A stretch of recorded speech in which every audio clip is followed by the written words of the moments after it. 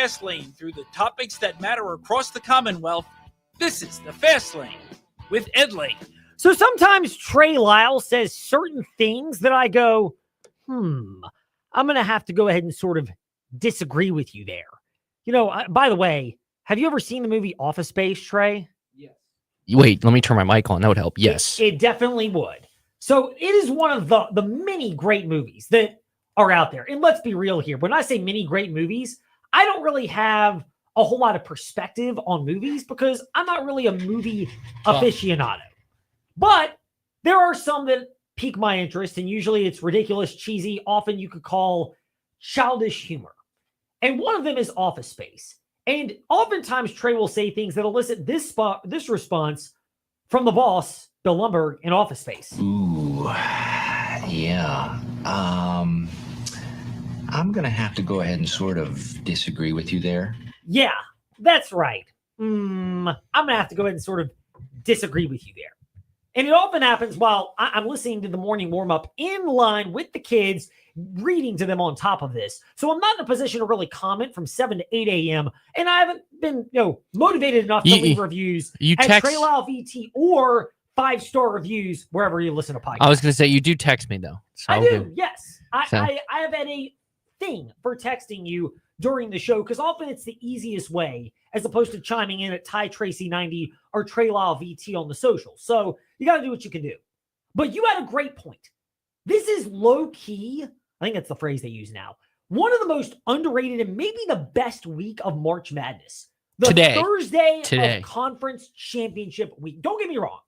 I love listening to March Madness itself on your home for March Madness, the VTR in Sports. I think if you had to rank days, like if you say Thursday and Friday are two separate, that's 1 and 2, like the first 2 days of the tournament, just because you get the more Cinderella stories. But this could be, I think, a clear 3 because, as I laid out this morning, you get 4 games all day in all 5 major leagues. It used to be 6 with the Pac-12. And you have the A-10 in the quarters. You have the Mountain West also playing.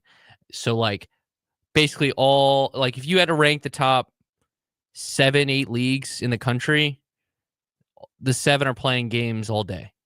Top 7. Like, I would say the Mountain West is probably the best either Mountain West or the A-10, arguably the best non-P5 conference. And I count the Big East a power conference. So the other thing to build on this, and Conference USA does it differently, and we discussed this kind of at a micro level yesterday with Richie Longshot. Well, they technically have 4 games today. Well, it's just 2 women, 2 men. Well, look, I that's not the complaint that I have. It's more that the men and the number 1 seeds. I would love to see the Sun Belt motto adopted for Conference USA, where the top 2 teams in Conference USA get the buys into the semifinals, making it an easier path to get to the NCAA tournament, because your best chance as a conference is to have your best teams playing for a chance to go to the big dance, because that means if they make it, they might be able to spring an upset or 2 and bring more, as Kenny Powers would remind us, dollar bills, y'all, to that particular conference. But the cool thing about this Thursday is, and you kind of hit the nail on the head, for so many of these conference tournaments, SEC is on the side. But the Big East is this way, the Big 12 is this way, the ACC is this way, and the Big 10 is this way tomorrow with the SEC. But 3 of the conferences we rattled off today, the number 1 seeds are playing at this time on Thursday, and Friday is kind of the same thing. So you're getting some of the best teams early. And like today in the ACC tournament, you don't quite know where the motivation level is. Duke, they did enough to beat Georgia Tech. They'll get a rematch against North Carolina, who at this point, I think if they just beat Duke, it's not enough to get to the NCAA tournament, because let's be real here. By the way, Trey, I'm going to break some real news. By the way, our own TJ Wilkerson at TJ_Wilkerson8 on Twitter and Instagram is actually keeping you updated with this. But he mentioned that he spoke with John Shire after the game. And he said in his press conference. And Shire said this, that it's unlikely that Cooper Flagg will play tomorrow. And they don't know about Malik Brown, the Culpeper, Virginia native, who has suffered another shoulder injury. I'll go out on a real limb here, Trey. They're not playing. Yeah. I was going to say, I was talking to Brian. So it's funny. We'll have Bryan Nolen on in a matter of at 5:30 today, and he is actively on the bubble. His team is in Boise State. And So it's just it's kind of funny because you think about it. Flag probably doesn't need to play till Saturday or Sunday of next week. Basically, the 1-8-9 matchup. Because I'm going to go out on a limb and say Duke without Cooper Flag actually might win the ACC tournament. And they might not even need him the first weekend of the tournament because they're that talented. But they definitely won't need him for the 1-16 matchup. And if they lose to North Carolina tomorrow, I think they're still the number 1 seed. Their only thing they could gain is the number 1 overall seed. And they basically have to hope Auburn. The good news is they would know if Auburn wins or loses by the time they play tomorrow. Yeah, I mean, that you'll know more about that. And you're going to be extra cautious this time of year. That's the one drawback. Sprained ankles or not, yeah. And so he's not going to play. No, nobody is. But there are other things that you can look at from Conference USA and the ACC tournaments for this weekend. And we're kind of doing different today in the fast lane. Often it's reaction to a game, but Liberty, first of all, Virginia Liberty plays tomorrow. Virginia Tech are just womp womp. Look, shout out to Toby Lawal. Our booty. Shout out to Toby Lawal. Yes. Virginia Tech and Virginia. We covered them yesterday in the fast lane about how the ACC tournament, their one and done appearances in the men's tournament, reveals where they are as programs and what they need to address going forward. For Virginia, structure the program with a new head coach. By the way, more on that in the Fast 5 at 5-ish. Our 5 ideal candidates for the job. I'll list mine. Trey can add any or nitpick, but that will be a fun thing. But before that, we kind of learned about that. And then Virginia Tech, where Mike Young was pretty blunt that, yeah, we got to get more experience and we just made too many mistakes and it's been a problem. That's code for, you said you were going to equip me with more money. So if you want me back, give me more money, and that will help. Let's put it this way. They didn't have a go-to guy truly late in games. I said earlier in the year, was Elijah Poteet going to be their closer? Appears that was too inconsistent. The guy that I bet Mike Young wishes he had as his go-to guy late in games, hit a game win, even though he played bad, hit a game winner today for Ole Miss and Sean Padula. Correct. So let's I have full faith. I have full faith in Mike Young at this point. I think he's going to keep the young core, add some good go-to scorers, and I think they're going to be. I think they're going to probably be picked 12th next year, like in that range, and I think they're going to be a sneaky good team next year. And it's more my faith in Mike Young. No, I'm with you on that. And look, we've seen it before. You can turn things around quickly in the ACC. Look at Louisville. I was about to say, look at the teams playing tonight, particularly the Louisville Cardinals, who are playing the Stanford Cardinal this evening. Like, that's the example that, they got their work cut. Dude, everybody's got their work cut out for them every year. Like, what are we acting like this is a new thing? I mean, for crying out loud, that's the case. And Virginia, clean slate. I disagree with what Ty had to say that Richie McKay might be a candidate for Virginia. I think they're going in a completely different Don't direction. worry, I shut that down. Yes, you did. And I think it was very well founded. But to your point about today being a great day, it really is. Today and tomorrow both. And not that Saturday isn't fantastic with semifinals or finals for conference tournaments. And it's all day. Some bubble bursters, and you kind of thin it out a little bit. I equate Saturday and Sunday of this week kind of like the entree version of next week. Like Thursday and Friday is the real fun chaos, just overstimulation, wall-to-wall action. Saturday, it's a little more controlled, so you're going to get some dud time frames where there are not a lot of games and there are blowouts on top of that. But as the days go on, the action gets better and better. And the best part, by the way, is at the VTR and Sports app, you can listen to it while you're working on the yard. Exactly. So you can still be doing including whatever you're doing.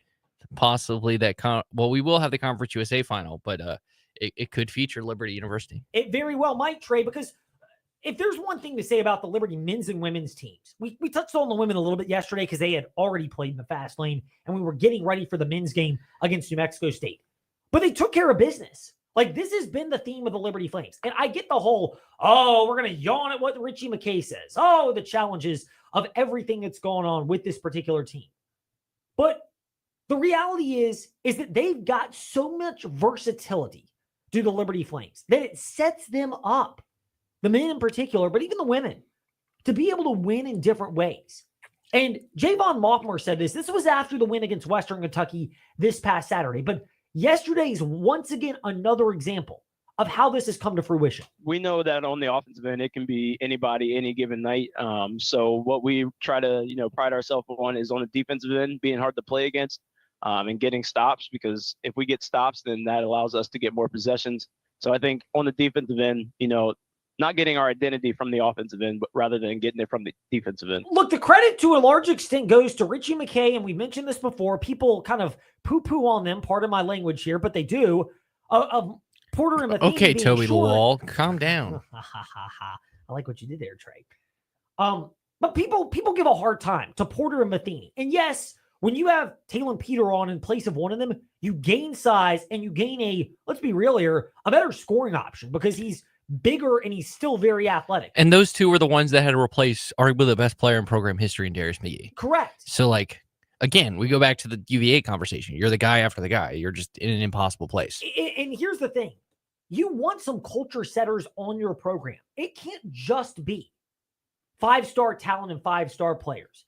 Here's another example for those that listened last night on the VTR and Sports app. But Rutgers losing to USC despite having what's probably going to be 2 top 5, certainly 2 top 10 The number picks 2, maybe number 2 and number 3 pick in the draft. in the NBA draft. You can have talent, but you need role players. Like you literally do need guys that can take on different roles. And the Flames have had that. And Duke's a perfect example. Like, is the perfect example. They have Cooper Flagg, and that's the big name. But what's another big reason why they're so good is he kept Tyrese Proctor. yes, very much so. You've got a guy that's an upperclassman. And granted, at Duke, that may mean a sophomore, but you've got that. You've added a Mason Gillis. You've added a Malik Brown, who's an older transfer. And you're not adding them to be the number 1 guy. You're adding them to be complementary pieces. But they've been around long enough to where, certainly, let's be real here, everybody's trying to get money. But it's the whole idea of understanding the money and concept. Zach Cleveland, and again, we're not talking about the money for Liberty players. They have NIL. Are they going to be participating in revenue sharing? It's the smart move. But it's the guys that understand it. And for Richie McKay, there's the whole idea after last year, they finished 5th in Conference USA. And let's be real here. They were short and they were not all that athletic. And it was a combination that was exploited for much of the year. And I think we can say Richie McKay's a really good coach because I go back to this. I think they got more than they realistically could have gotten out of the talent last year. And to their credit, they didn't run guys off. They had some guys that graduated. They didn't add as many younger players, which gave them options by adding transfers. And Liberty did that. But the other thing is they kept the right type of guys around that may not have been the stat sheet stuffers and still had their own limitations as athletes. But they also have the ability to help you out in terms of cultural integration. And Zach Cleveland mentioned this. Again, this is back after the win against Western Kentucky, but what we saw against Western Kentucky kind of carried over last night. It was close somewhat early against New Mexico State last night, but inevitably, as that game transpired, it got out of hand, against UTEP last night. It got out of hand really quickly because Liberty knows how to lock in. And Zach Cleveland mentioned this, and again, it's not sexy, pardon the expression when talking about Liberty, but everybody is on and it gives them confidence. And by being on, it's not necessarily just on as a scorer. It was one of those games where everyone was on. Even Owen, who didn't score, he was still helping us, dishing the ball, getting we were all kind of playing together. And I think getting to see that before the conference tournament really gives us confidence. They played like that last night. That's why we played the soundbite from Zach Cleveland against Western Kentucky, because when he said that after Western Kentucky and it gave him confidence, they looked like that. And when Zach Cleveland references Owen Aquino, and how often you hear all these players say, hey, so-and-so didn't score tonight, or maybe I didn't score a lot, but I made an impact in another way. That's a big part of it. Look, I get it. Liberty or wherever. Guys want to get paid. You have to have that part, but you need to have the right vetting process, and you need that. Here's another March Madness example, but the videos come out of Coleman Hawkins, who reportedly got about $2 million a year to go to Kansas State. And he's crying after the loss about how much it hurts. But that's the thing. I mean, I don't know his situation personally. He went from Illinois to Kansas State. Here's kind of the background story on the guy. And he went to a spot where clearly he got the biggest bag, so to speak. But was it really the best setup for him? Did he go so far as to get as much money as possible that he sacrificed a better fit culturally for him and a better fit in terms of the players around him succeeding? Because that's another example. Jerome Tang's a really good coach at Kansas State, but Liberty beat them earlier this year in one of those preseason tournaments. And with all due respect to Liberty, they don't have a guy on their roster who's as talented as Coleman Hawkins or who's as talented as most of the Kansas State roster. but the pieces fit better together at Liberty. And that doesn't mean they're going to win tomorrow in the ASUN tournament semifinals. I know Kansas State had to deal with some injuries this year too. I think Hawkins missed a couple games. I can't remember. Yeah, I mean, he had some and they had those, but there's also the pieces fitting well You're together. right. No, you're making a good, I mean. Wake Forest today is probably a great example. There was, and I forget who put the quote out about Steve Forbes shouting when Wake was, it might have been David Teal, of course, but by David Teal, Hall of Fame reporter. But I have a great example for you. Where they're 2 of 11 from 3-point range and they're jacking up bad 3-point shots. And Steve Forbes is going, what are we doing? Look, they invested in keeping a lot of guys and bringing other guys in with NIL. Hunter Salas stayed around. He would have been a first-round pick last year. Efton Reed, the transfer from Gonzaga. But did it not look like Wake was the picture of a team this year where they're kind of tantalizing with potential, but it just never materialized for a tournament caliber team? And they're not going now after a one and done in the ACC tournament. And that's the thing is you need talent and you need money, but it's not the only element now. I get it. Fans are like, we don't have enough money. There's no way. You need money, but you need other pieces that fit in. And Trey, you've got other examples to this as well. This is a pre-NIL example, but it's my favorite. And it's going to just hit you right here in the heart. LSU signed the number 1 recruit out of in the country. You really have to go with here. Was Will Wade the head coach then? I think he was. Who? Do you know that guy's name? I really would rather not revisit this. Good old Ben Simmons. Ben Simmons. I mean, that's a really good example. I bet you he did get a bag. So Ben Kardashian, wasn't he with one of them? He was. We're going with Ben Kardashian here. Hey man, trust the process. Oh yeah, that worked out real well. But you look at Wake, Rutgers, Kansas State, just this year. Yeah, those are good examples. Wake's, I wouldn't put Wake in the Kansas State. I think Kansas State, I think they overachieved first couple of years of Jerome Tang. I mean, they were literally like a few moments away from going to the Final Four against, FAU. Yeah, I think that's a solid example. I'm trying to think off the top of my head. Like Rutgers is probably a good example of, underachieving with the two really good, Dylan Harper and Ace Bailey, the two guards that are freshmen that were 2 of the top players.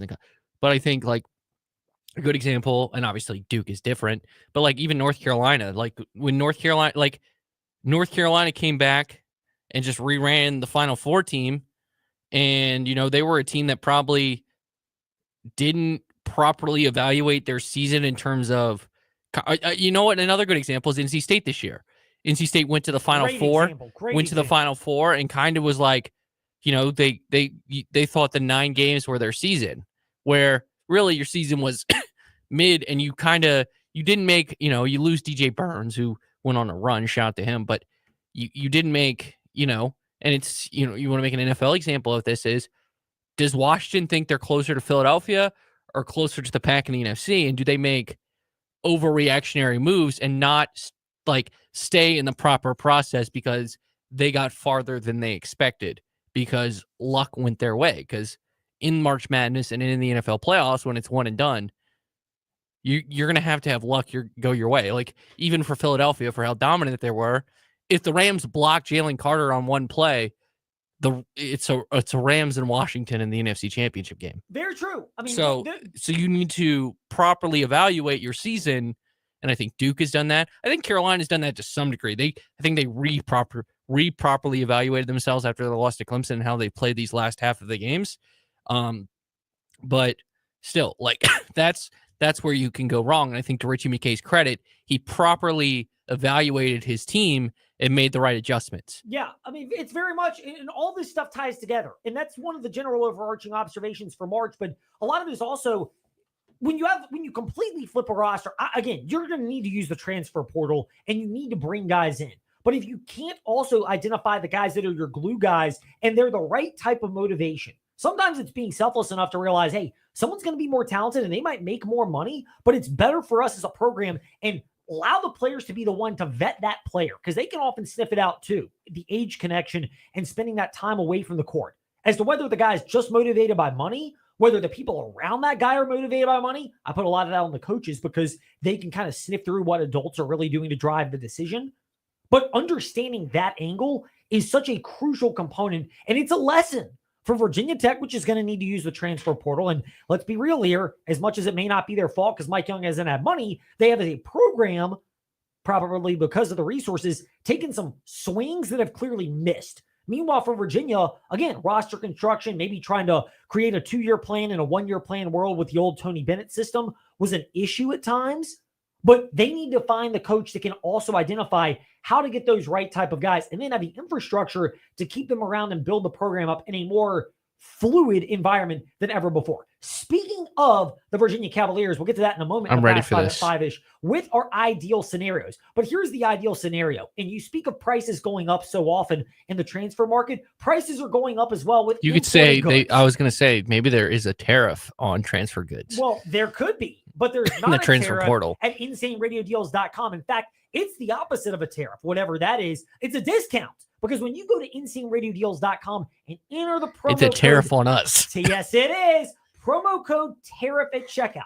25% off the list price of every single item. People are already locking in those Lynchburg Hillcats general admission or reserve seats with a $10 food voucher at InsaneRadioDeals.com. The Yard on 5th Street. It's getting warm outside. You want to enjoy a great dining experience? The Yard on 5th Street. Soul food, as Ty Tracy reminds us, it's real soul food at the Yard on 5th Street. Maybe you want to go downtown after that. Ballad Brewing, that's in Danville, but Three Roads, their sister brewery, is just down from the Yard on 5th Street. Those gift cards are also for you at InsaneRadioDeals.com. Now, Can we talk about shout out to by the way, best ending this like last set of games. Shout out to Xavier for the half court backdoor cover, by the way, in MSG, because it was a 1.5 point spread and they ended up winning, but Marquette ended up winning by 1 because of a half court heave. So that's shout out to that bad beat. To those that endured it, hey, I'm one who lucked into just going 500 on my Duke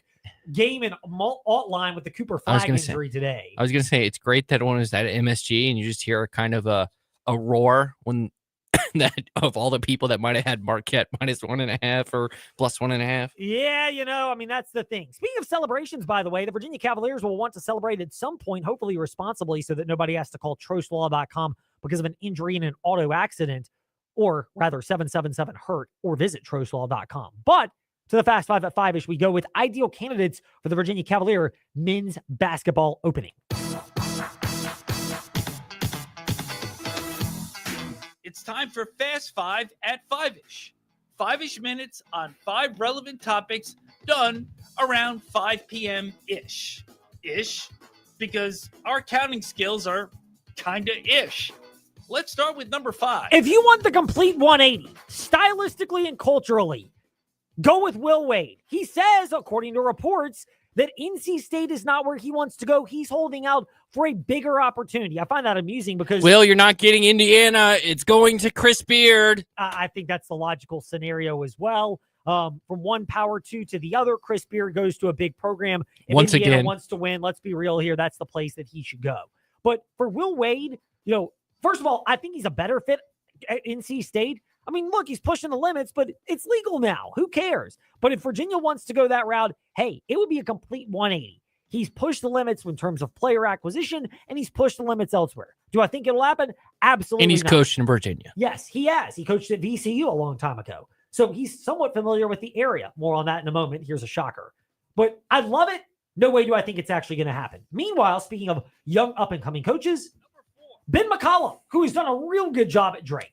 I know he's not necessarily the hottest name, and some people a few days ago speculated about it, but He wins. He wins. He's won consistently at Drake. He's won at different levels, which is a really big thing. And there are a lot of folks, I'm not a basketball X's and O's aficionado, but a lot of people think he could be kind of the Sean McVay style of basketball in terms of having the right blend of personality, connection, and stylistic abilities that works well in the modern game.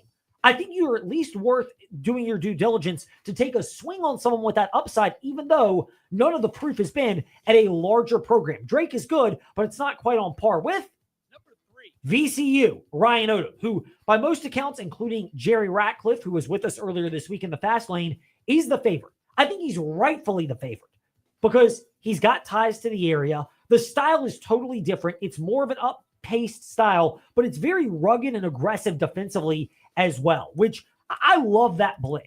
It may be a different attitude for Virginia, but I mean, I kind of liken it to maybe a more athletic Bob Huggins at Cincinnati back in the day. I don't know if you'll have quite the junkyard dog rugged players, but it's kind of a lower man's version of that with a little less ruggedness and maybe a little more flash. I like the idea for Ryan Odom in that regard and believe he can be a really good fit at Virginia and justifiably is by many accounts the leader in the clubhouse. Meanwhile, a couple of wild cards in. Number 2. Richard Pitino. Let's go. Yes, your guy, Trey. It won't happen. I'm realistic. That's why I said Richard and not Rick. I would love to see it. He's got the personality for Virginia. It's phenomenal. And guess what? He's won at different locations. Culturally, probably a stretch. Character-wise, let's be real about the family here. Definitely a stretch. Going from Tony Bennett to Richard Pitino, part of the great moral majority of the Pitino family.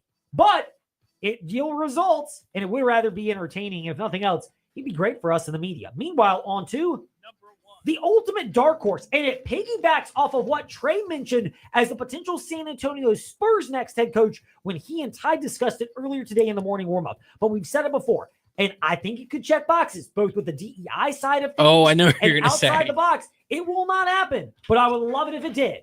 Dawn Staley. Look, I get she's a woman, and it'd be a groundbreaking move, and Virginia would be embarking on that. But she connects with her players, and Trey, I'll just say this. If there's a women's basketball coach, and more importantly, a female coach, that you would have a tough time standing up to if you're a guy. I don't care what alpha male you are. A take no, you know what? She would just point to her jersey in the Raptors. She'd be like, "Hey, look, you see that?" She would do that, and then she'd be like, "Hey, look, these national championships." She would just pull her hand out of her pocket and show. But I don't think she's leaving South Carolina. I agree with you. I'd love to see it. I actually think it'd be a great experiment. And if there's ever a place to take the leap, it is Virginia. But yeah, I'm not holding my breath that it'll happen. I could make a DEI joke that would be fitting for WIQO, but I will not. I have a wild card name for you. Go ahead. Leon Rice. Okay, he is paying attention. That's the head coach of Boise State. Bryan Nolen's in our queue, so I just wanted to see if he was paying attention. Yeah, he does not want that. But meanwhile, we want his insight and to make fun of him and give him a chance to defend himself. So all of that will come up next. This is the Fast Lane on the VTR and Sports app and 93.3 FM. Mark Dalton here with Terry Volkswagen. Get ready to fall head over heels for the perfect VW SUV. One size doesn't fit all, though, and that's why Volkswagen has an SUV for everyone. From the compact and affordable Volkswagen Taos to the tech-packed Tiguan and the spacious Volkswagen Atlas. No matter which one fits your lifestyle, you'll love the comfort, performance, and safety. Stop by Terry Volkswagen on Forest Road in Lynchburg or check us out online at terryvw.com. Terry Volkswagen. You'll love our cars. Are you a property owner looking to maximize your investment? Tired of the day-to-day hassles of managing your rental properties? Welcome to Brownstone Properties, where we take the stress out of property management. From tenant screening to maintenance and everything in between, we'll ensure your property shines. Hello there. Visit brownstoneproperties.com and come by our office, 3720 Old Forest Road in Lynchburg. At the Trost Law Group, the only basis upon which we judge ourselves is by the client's success. Everyone on our team understands our responsibility to our clients, which is why we'll do everything we can to be on top of our game for you.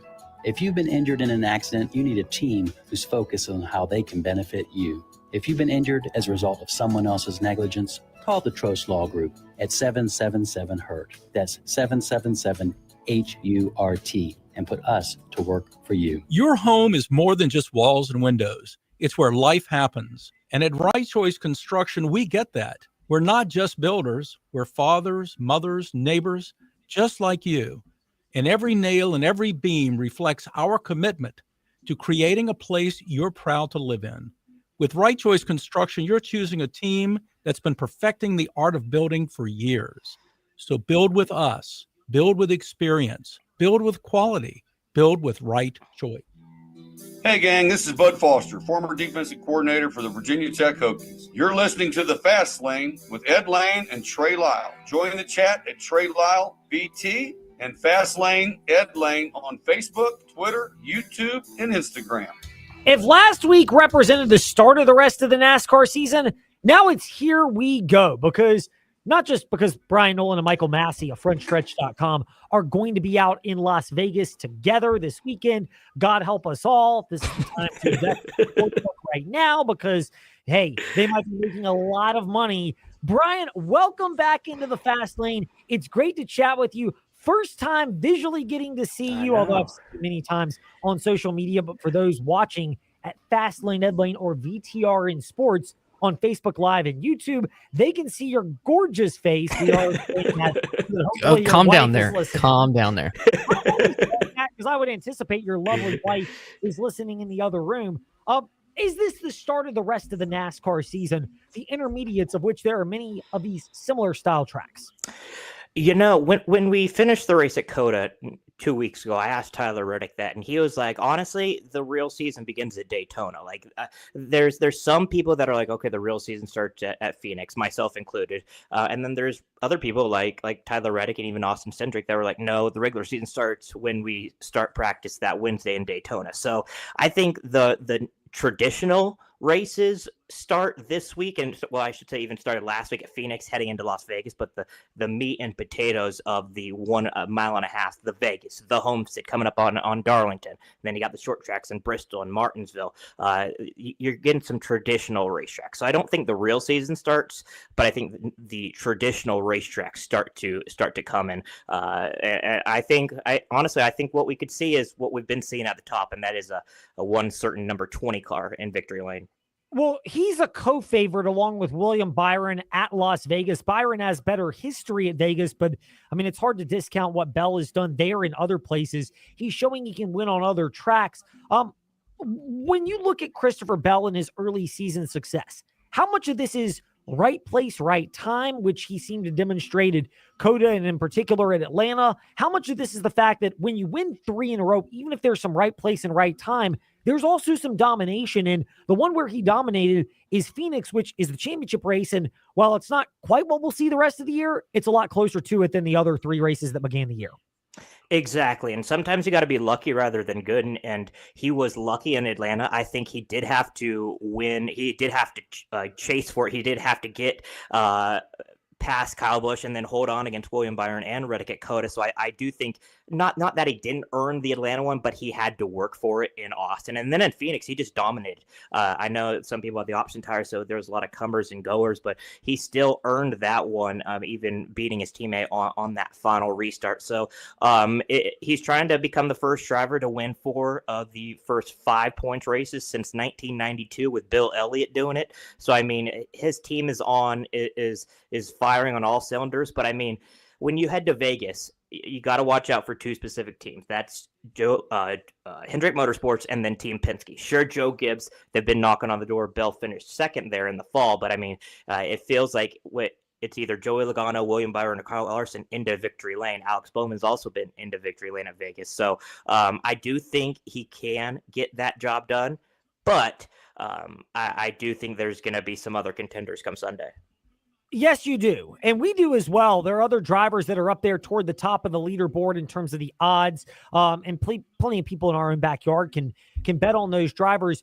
When you look at the drivers outside of, in particular, Hendrick and Penske, which have run well historically at Las Vegas, do you look at Toyota outside of Christopher Bell and the obvious one? Do you look at some other drivers and organizations, whether it's Ross Chastain or even a guy like a Brad Keselowski and Chris Buescher with what they've shown? Or do you kind of just stick with the cluster of the big 3 organizations, Penske and Hendrick, but throwing in Gibbs as well?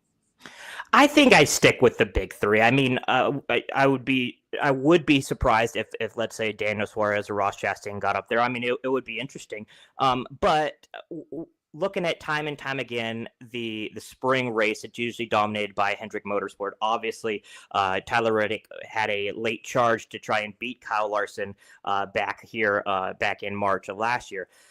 However, I really don't see anything else. I mean, Chastain did finish 4th here in the spring. So, I mean, but he had to come back after he was involved in, I don't remember what exactly, but he did get something that hindered his performance early in the race. Also, I know you're going to like this, Trey, put your headphones on. Ty Gibbs, he finished 5th last year in here, and he desperately, and I mean desperately, needs a good finish because I don't know if you caught that graphic that NASCAR showed last Sunday, but I mean, his last 8 finishes, absolutely dreadful. So, Ed, your guy, he needs a good finish. When you mentioned the graphic, I thought you were going to refer to the one at frontstretch.com for the NASCAR mailbox where it just says Ty Gibbs terrible star, and you can't really see the Ty Gibbs terrible start part, and so it just makes it look like he's a terrible star, which, I mean, look, I'm his biggest fan, but I can't deny he's had a rough start to the year. I was going to ask you,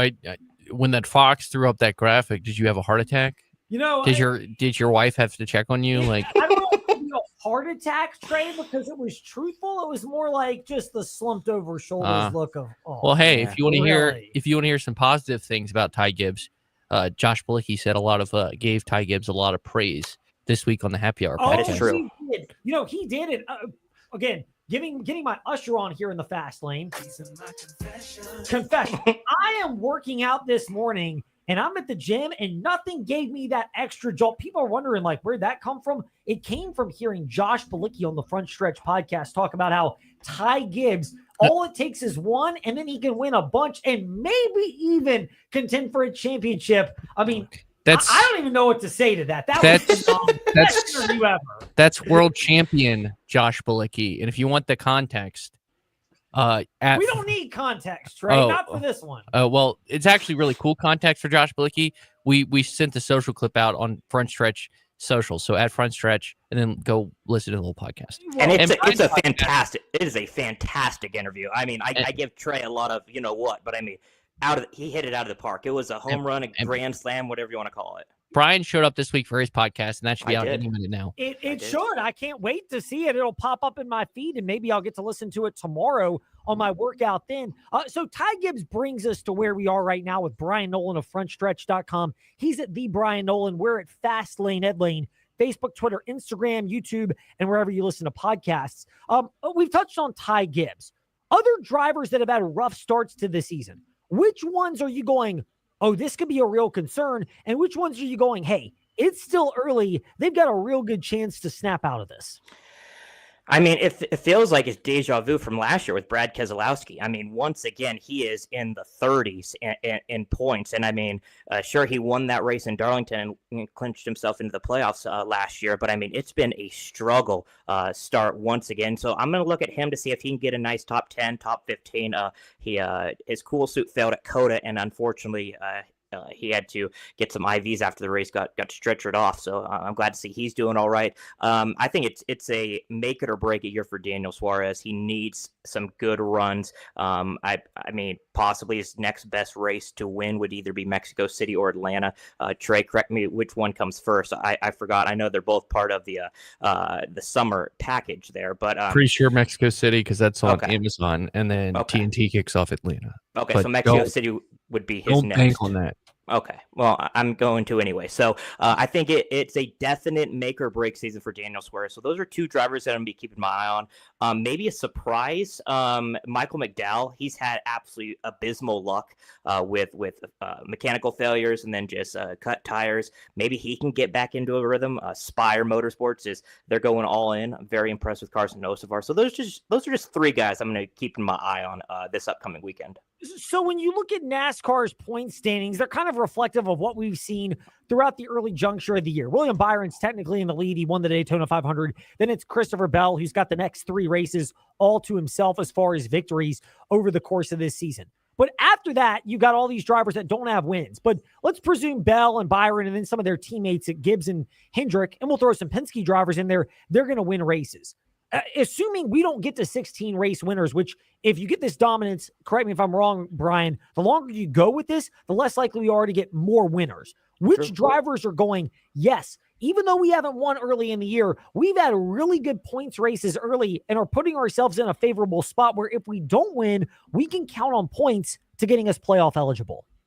I mean, you look at a guy like Ryan Preece, who's been getting stage points and stage wins, just being at the right place at the right time. He's a guy that I'm going to be keeping my eye on midway through the season and be like, those stage points, whether it was at Austin or whether it was at Phoenix, or, I mean, could be even potentially this weekend at Las Vegas if there's like 3 laps to go and caution comes out and they have to come in and something, and he stays out. I mean, those are going to be valuable stage points. And so I wouldn't be surprised if an RFK driver would be up there. I'm looking at a guy like Bubba Wallace, who's in a long drought for a winless streak. He's currently 12th right now. And then you got the guys like John Hunter Nemechek or Ricky Stenhouse Jr. Obviously, we're 4 races in, so it's definitely it's a small sample size. But I mean, spectacular run for them right now on 13th and 14th. And then I mean, looking at guys like Noah Gragson, Daniel Suarez, it's almost in a must-win scenario. They got to get points and they got to get it fast. So we'll have to wait and see. But I mean, looking at guys like Chris Buescher, Bubba Wallace, Michael McDowell, the guys that are currently like probably in the top 12, they may be able to race for points in the next couple of weeks if they feel like they don't have the car to win or to contend. And that's what happens with stage points and stage racing. Yeah, it's amazing because the stage racing part can completely change it. And we'll wrap it up on this, Brian. Your colleague at frontstretch.com, Tom Bowles, made the compelling case for ending the stage racing phenomenon that has been in NASCAR. Are you on board with that or not? And because to me, it seems like you can't do it for some tracks and not others the way you can different tires or different setups. And it was a fantastic article. I read it this morning, frontstretch.com, and it was interesting to see how Tom made the article. He shared the 2025 Cup points using a Formula One point system, an IndyCar point system, and the old system for the NASCAR Cup Series, and every single one would have Christopher Bell in the lead. The current point system has William Byron. And I don't know if you guys remember this, but Christopher Bell has won 3 races in a row and is still not the point leader. I feel like something has to change if you have 3 races in a row won by one person and he is not the points leader. I'm just saying. But I definitely encourage you guys to check out that article. I do feel like something's going to happen, though, Ed, this offseason, whether it's they're changing the playoff structure, whether they're changing the point structure, just because of everything that we saw last year with Joey Logano being the 15th person in points and he won the title, to just all of the shenanigans at Martinsville. I do feel like change is coming. I just don't feel like they had enough time in the offseason. But I do feel like we're going to have some type of change. Now, what type of change is that? I'm not sure. But I do feel like change will be coming.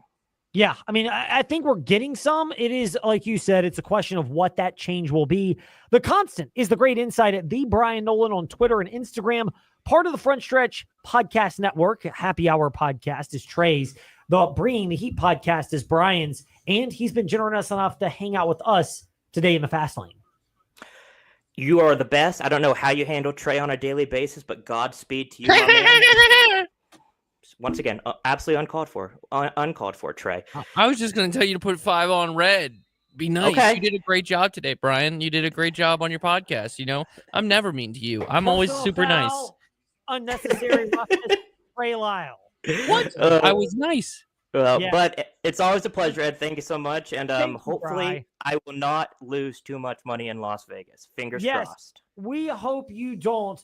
It is a time. Bet North Carolina to win the ACC tournament. That's the advice we got. Well, I mean, that's the one from our on-site reporter, TJ Wilkerson, down in Charlotte. Trey and I will be back talking a different tournament, Conference USA, with Jon Manson from SeaBread.com. That when we return, this is the Fast Lane, VTR and Sports app, and 93.3 FM. When you're voted one of the best plumbers according to Lynchburg Living magazine, you want to hire the best. Sullivan Plumbing wants the best plumbers to join our award-winning team.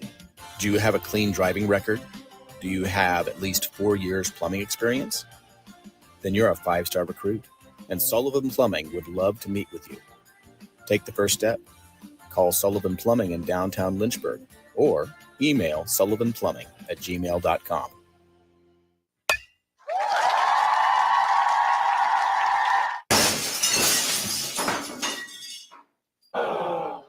When the thrill of playing ball turns into the agony of a broken windshield or car window, contact Apple Auto Glass. Your local auto glass repair shop on Allegheny Avenue in Lynchburg, Apple Auto Glass provide a professional assessment with the honesty from your neighbors. so you can get back to sharing the great moments this season. The Black Pros, Mount Joy, Government Mule, JJ Gray and Mofro, Need Us to Continue, Paul Coffin, The California Honey Drop, Larkin Poe, and that's just a handful of acts performing at Floyd Fest 25 Aurora, July 23rd through 27th at Festival Park in Floyd. Ticket prices increase April 1st. So get your tickets now at floydfest.com. Winner of the Best Music Festival, even more acts to be announced soon for Floyd Fest 25 Aurora. So get your tickets now at floydfest.com before prices increase April 1st. An extra 25% tariff has some people stressing, but not you, because you're shopping at InsaneRadioDeals.com and you're entering the promo code tariff at checkout to get 25% off the list price of every already low-priced item. That includes favorites like B&C Sports gift cards, Fleet v. Roanoke gift cards, Aquatrek Adventures gift cards, Lynchburg Hillcatch general admission, or reserve seats with a $10 food voucher. So enter the promo code tariff at InsaneRadioDeals.com for 25% off the already low prices now through the end of March. Hey, this is Virginia Tech analyst and former Hokies tight end Mike Burnham. You're listening to The Fast Lane with Ed Lane and Trey Lyle. Join the chat at Trey Lyle VT and Fast Lane Ed Lane on Facebook, Twitter, YouTube, and Instagram. Business as usual. It sure looked like it. The Liberty Flames carried over that momentum, if that's what you want to call it, or you could just say playing the way they want to play at maximum efficiency against Western Kentucky this past Saturday, with their dominating win last night against UTEP in the quarterfinals, but their first game of their quarterfinals, the second round of the Conference USA men's basketball tournament. It's a quirky system. Don't fault us for it. It just kind of is what it is. But it's interesting. You know, that game was close. It was about a 3-point game halfway through the first half, and then the Flames just caught fire and used that surge to dominate over the remainder of that game. Somebody who is down there, our boots on the ground for ASeaofRed.com, but generous enough to also speak with us here in the Fast Lane, the founder of ASeaofRed.com, Jon Manson, with us once again. John, how impressed were you, not just the Liberty win, but the fact that at one point it was a close game, and then all of a sudden the threes started falling. They finished the first half 6 of 15 from downtown, and the Flames stretched it out to a 10-point lead that never got that close afterwards. Yeah, I mean, you know, it was really a flashback to last year. You know, Liberty played UTEP in the same round, the quarterfinals last year in Huntsville, and led by 10. Maybe I think it even got up to 12 midway through the second half last year, and UTEP stormed back and played a little bit of bully ball, got their bigger guards on Liberty's smaller guards down into the paint, and you know, really took advantage of that size differential. And Liberty didn't have much rim protection, you know, unlike this year with Owen Aquino and Zach Cleveland kind of being the back line of that defense, that pack line defense. But, you know, so it was a different story, you know, I mean, you know, and it was led by that offense. You know, there was a stretch there in the second half. They made 12 straight field goals, and the 13th shot that they, you know, was the one that they missed that broke that trend. They got the offensive rebound, and Colin Porter, you know, got to answer on another bucket. So the offense was playing at a next level, elite level right now for the Flames in Conference USA. You know, you talked about the Western Kentucky win last week, and going back even to Middle Tennessee, and even the Kennesaw State game prior in a loss, they still scored over 80 points. So this offense is working at an elite level. Coach Joe Golding, head coach of UTEP, said in the post-game press conference yesterday that Liberty was just slicing them up, and you know, they tried a few different things on defense, and it didn't matter what they did, whether it was switching every ball screen or not switching. They you know, Flames were just dicing them up, and you know, you have to try to choose what poison you want to take from. You know, do you try to play off the screen and get the guys that, you know, take the backdoor cuts or roll to the basket, or the guys that pop out and hit threes. And, you know, most of the time Liberty's putting 5 guys on the floor that can get buckets, and that might not have been something that we said of this team last year, but Coach McKay certainly got a veteran team, a mature team, and they're looking like the favorites down here in Huntsville. You mentioned the way the Flames have played to look like the favorites down in Huntsville. The other part is this, and we've touched on this often with you on our Monday hits, John, But the Flames embracing the roles that they have, how crucial has that been to the fact that, they touched on this after Western Kentucky. They've kind of reiterated it throughout the season, but that is when guys are not scoring, the fact they still find different ways to contribute. Oh, 100%, especially in this day and age of the NIL and transfer portal, where players are looking for their first exit ramp to a new destination. It doesn't appear to be the case with this Liberty program. And, Talon Peter is a great example. And, we talk about him all season, coming off the bench despite being the team's leading scorer. And, he was a sixth man of the year in Conference USA. And honestly, third team all conference. Honestly, in my opinion, he should have been a first team all conference performer. But, that's another discussion. We talked about it a little bit on Monday. But, and you look at him in his game in the quarterfinals in the win over UTEP, he only attempted one field goal in the first half. And even for the entire game, he only attempted 5 shots. And that's the team's leading scorer. But talk about efficient. He made all 5 of those shots, including 4 3-pointers, and ended up with 15 points. So that's just a microcosm of what this team is. And Javon Moffmer, the other Division II transfer to this team this year, is another great example. I mean, he's a guy that's kind of, played in the shadows a little bit, if that's the right way to phrase it, and kind of been the defensive stopper on the wing. But, he scored 19 in a win in the regular season finale over Western Kentucky, and had another double-figure performance in the quarterfinal win over UTEP. So he's another guy that's kind of taking the next step. Seemingly he's taking that next step here on the offensive side as the Flames, have kind of moved into postseason play. And like I said, 2 wins away from NCAA tournament. Jon Manson hanging out with us today here in the Fast Lane from AseaofRed.com. He's at JC Manson on Twitter. I did an InsaneRadioDeals.com fast take on this earlier this week. By the way, the promo code tariff at InsaneRadioDeals.com, 25% off the list price of any order you have when you enter that at checkout. But the fast take that I did was the Flames are not going to publicly come out and say that not getting any real all-conference recognition, at least not to the level that they were worthy of, is not a motivating factor. Do you believe that entirely, or is that more of a, look, they're already going to be focused and motivated, but maybe it does give them an extra spark, not necessarily rah-rah, run through a brick wall and punch, billboards, if you will, but more importantly, the extra focus that they clearly showed last night and would like to show the remainder of this event? Yeah, sure. If you ask Coach McKay, any of the coaching staff, any of the players, publicly, they're going to downplay that and say that they don't worry about it. They just move on to the next thing. But internally, privately, maybe in the locker room, I'm sure it's been addressed. A little bit of disrespect or slight shown their way. It's a regular season champs, and this is a program that is really under Coach McKay the last 7 or 8 years. I mean, making it to the conference tournament semifinals or making it even to the finals has kind of become an afterthought. And after the first year, last year in Conference USA, where that wasn't the case, they finished with a losing conference record and a first round exit in the conference tournament. Some of that, it's easy to forget that. And some of these new rivalries are beginning to take shape here in Conference USA. They may not, those fans, those teams, those programs may not know completely about the storied program that Coach McKay has built the last 6 or 7 years.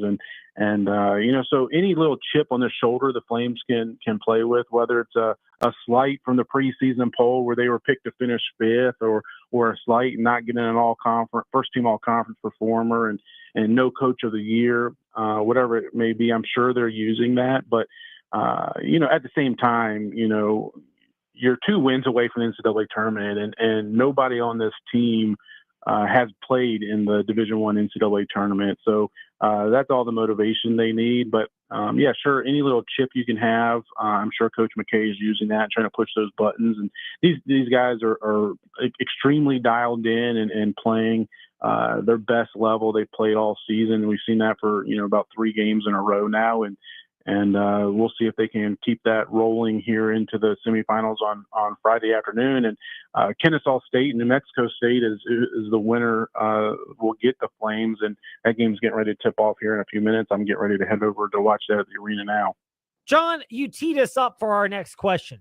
Is there a team the Flames would rather face out of that grouping, New Mexico State or Kennesaw State? Yeah, I mean, it's really hard to say with 100% certainty you want this team over the other team. I mean, they're the 4 or 5 seeds. They finish tied in the conference standings in the regular season. So, flip a coin which one you'd rather see. I mean, Liberty did go 2-0 against New Mexico State in the regular season. New Mexico State and Liberty are the top 2 defensive teams in the conference. The Aggies don't really score the ball a lot typically, so that seems to be on paper maybe a better matchup just because Liberty seems to have more offensive firepower, but they can also play a really good brand of ball on the defensive side of the floor. Kennesaw State, we know the history there. They ended Liberty's tournament run 2 years ago in the conference championship game with the last second free throw for the 1-point win down in Kennesaw, Liberty's last ever game as an ASUN member. And then obviously, they got the win at Liberty Arena on senior day just about 2 weeks ago. So those two teams split the season series this year. So, me personally, if I'm a Liberty fan, I'd rather have New Mexico State on the other side, especially with those guards that the Owls have, Simeon Cottle, Adrian Woolley. Those are elite guards in the Conference USA, 2 of the best guards in this league. And, in a one and done type win or go home situation, personally, I would rather not face those 2 guards, just their dynamic ability to put the ball in the basket. So if I'm a Liberty fan, I'm probably pulling for the Aggies, but I might be a little quiet and private in my rooting interest because you don't want to ruffle any feathers, not to no cliche there for the no pun intended there with the Owls, but you don't want to ruffle any feathers of the opposing team. You'll take whoever you get. Take whatever you can get, and if you play as well as the Flames have, you got to feel good about your chances. We know the chances are good. You'll get great insight at aseaofred.com, which is why you should go there. And JC Manson on Twitter. John, appreciate it. Enjoy the tournament action from Huntsville, and we look forward to chatting again. Sounds good. Talk to you soon, Ed. John Manson with us here to wrap up the Fast Lane today. We'll be back recapping the men's game and looking ahead to the Lady Flames action tomorrow in the Fast Lane. Thanks for listening to the Fast Lane on VTRN Sports, 93.3 FM, W227 BG Timberlake, and 1320 AM, WVGM Lynchburg.